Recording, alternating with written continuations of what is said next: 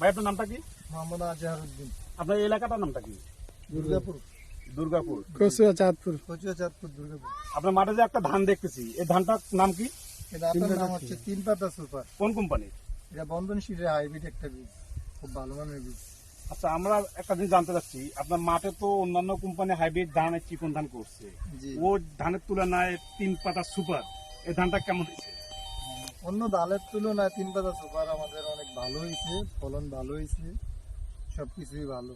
রোগ বেলা অন্যদের তুলনায় রোগ বেলাই রোগবালাই একটু কম অন্যদের তুলনায়। রোগ বেলাই কম। জি, অন্য ধানের তুলনায় রোগবালাই কম। তা আপনারা কি আগামীতে এই ধানটা সম্পর্কে আপনারা কি আগামীতে চাষাবাদ করবেন?